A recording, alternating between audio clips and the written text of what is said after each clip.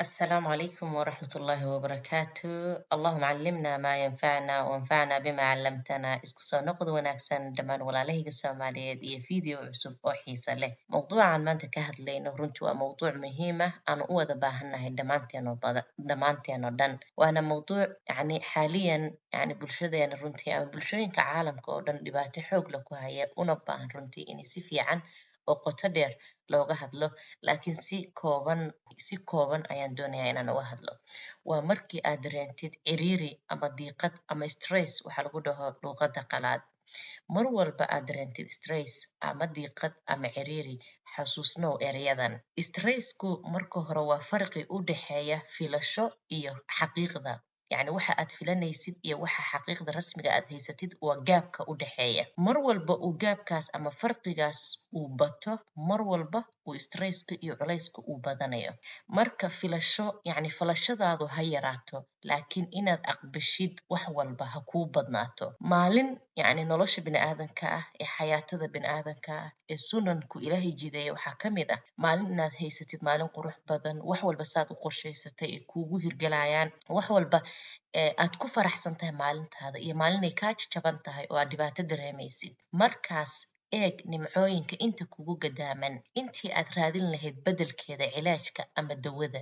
Noqo qof positive ah, xooggan oo maskixiyan u xoogsan. Waxaad heshaa nasniino kugu filan. Ogowse qofna ma samayn karo wax walba nolosha qof bini'aadan uu samayn kara ma jirto.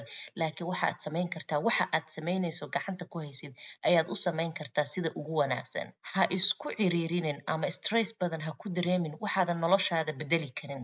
Noloshu way kaaga farxad badnaan kartaa ama kaaga ciriiri yaraan kartaa haddii aadan isku shidaynin wax aadan adigu beddeli karin. Haddii aan xasuusano hal wax oo fudud, qof walba oo bini'aadana ee dunida jooga wax ayuu rabaa, laakiin qofna ma wada heli karo rabitaankiisa oo dhan. Qof adduunka jooga oo rabitaankiisa oo dhan isaga rabo ee wax walba ugu dhacayso ma jirto.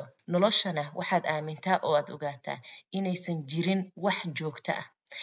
Haddaad diiqad ku sugan tahay, haddaad stress ku sugan tahay, haddaad dhibaato ku sugan tahay, haddaad xoolo la'aan ku sugan tahay, haddaad cilmi la'aan ku sugan tahay, haddaad wax walba oo xun aad ku sugan tahay, ogow inaysan waxaasi ku ahaanaynin wax joogto ah oo Ilaahay uu kaa khafiifin doono oo kugu beddeli doono wax ka fiican intaas aad haysatid. Waxaad se ogaataa farxaddana iyadana waa sidaas oo kaleeto.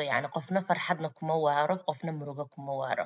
Marka naftaada diiqad iyo ciriiri iyo stress badan ha ku furin oo ha gelin. Dhibaato ma laha, xaalad walba oo adag ee ku soo martay noloshaada way isbeddelaysaa biidni rabbil caalamiin. Dhacdo kasta oo noloshaada ah, gaar ahaan casharadii adkaa ee aad soo martay, waxay kaa dhigayaan mid caqli badan, xoogsan oo maskixiyan u xoogsan, ka dadnimo badan sidaad shalay ahayd. Stresska ma aha kan dila dadka runtii. Stress intuu kuu yimaado kuma dilaya ama culays kuma dilayo, laakiin falcelinta qaabkiina uga falcelino ama waxaynu u samayno weeyaan dhibaatada waxa inoo geysta.